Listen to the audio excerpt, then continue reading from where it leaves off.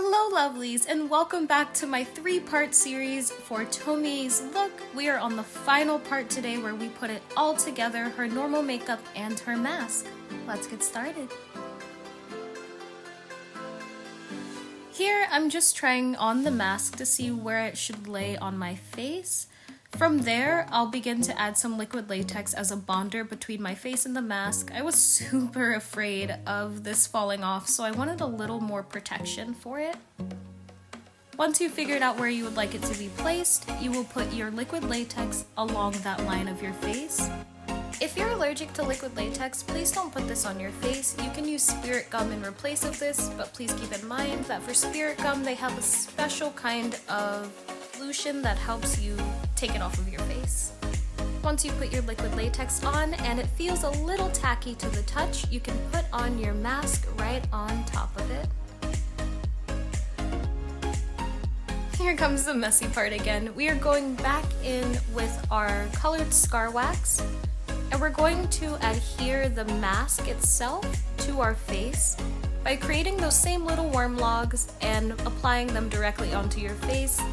They stick a little better when you already have the liquid latex on your face, which is why another reason why you should put it on as well, or even spirit gum if you're allergic to it. And from there, we're just going to blend out all of the wax into the mask as well as into your face and make this part as smooth as possible. I know it's a little hard to keep it stuck on your face, but get it as smooth as you possibly can and you will have an amazing result at the end. Now we're going to cover the string with a little bit more scar wax. This can also be used as another placement to make her scar look like it's stretching across both of her faces, which I really loved how it turned out. And it just makes it look a little more realistic when you have the scar stretching like that, since her second face is kind of stretching out of her normal face. We're going to be using the same exact procedure that we used for the mask, as well as adhering the mask to our face as we try to blend it down into our skin and give it a nice smooth look. It does take a little bit of patience for this step, as it kept falling for me. I should have put down liquid latex on top of that first so it stuck a little better, but this way worked fine as well too. If your fingers get a little bit messy, you can take a cloth with a little bit of rubbing alcohol to clean off your tools as well as your hands, and this gets rid of that really sticky residue that scar wax leaves behind.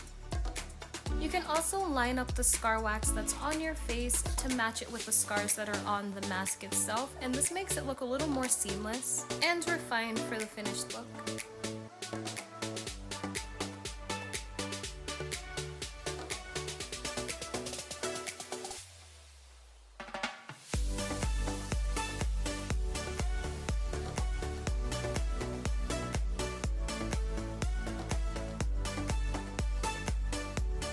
Once you have your scar wax in the desired places, we're going to go back over it with a little more liquid latex to set it for painting.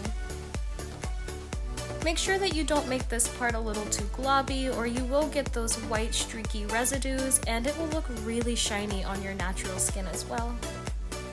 If you do happen to get it onto your skin or a little too much onto the scar wax, it is okay. We will be setting this with powder and it'll dull the shine out a little. But this is just a little step that can help your process be a little more smoother and less messy than mine was.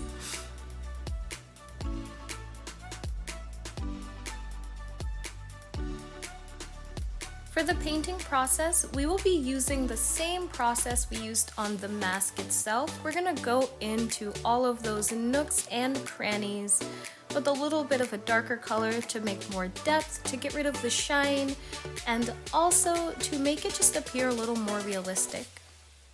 So here you can see I am replicating the painting that I did on the mask itself onto my face to try and make it look as real as possible. I'm adding a lot of dark browns and blacks into the really harsh corners, and a lot of browns and lighter colors on top of the scar to make it look realistic to my own face and make it look like it's a part of it. Painting the face took a little bit of time, as I still didn't know where to lay out the colors yet, and I was just playing around with shadows and highlights and trying to make it look as realistic as possible to my own face. Please take as much time as you need for this part. You can definitely pause this video or speed up or slow down to any part that you may have missed so that you can make sure your mask looks perfect as well. I'm gonna set all of that with some setting powder to make sure it's not shiny so the colors don't blend together. We're going in with that dark again. Right in all those little corners again, we just want to give it some depth. And I really like how it turned out. It makes it look more realistic when you add all the shadows into your face as well.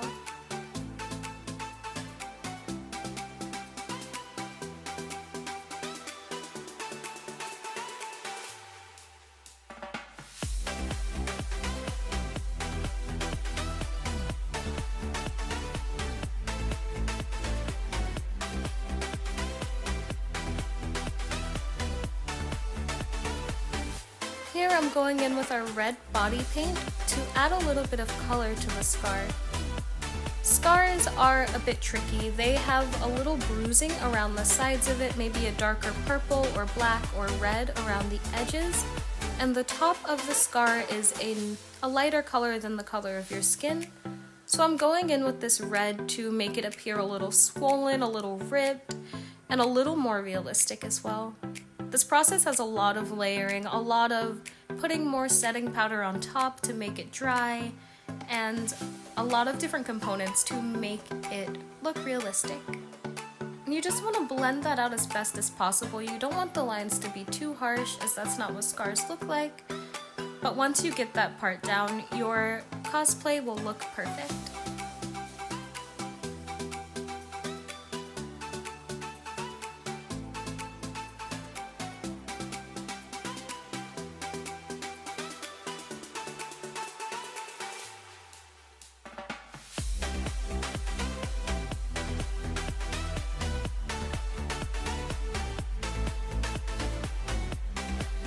And now we are putting on our wig. To put on your wig, you want to start from the back of your head, opening the wig as wide as possible, and then slowly bring it up to the front of your head, adjusting as needed. And you want to make sure those little earpieces are behind your ears and not on top of it. It's super uncomfortable if you wear it with it on top of your ears. And then you just want to fix it to make it match the face, to make sure you don't cover the mask that you put on your face as well, and just to fix it and make it look a little bit more neat. And we're done! I hope you guys enjoyed this tutorial. Please let me know if you would like to see anything else, and subscribe to my YouTube and my other social medias. Azu out!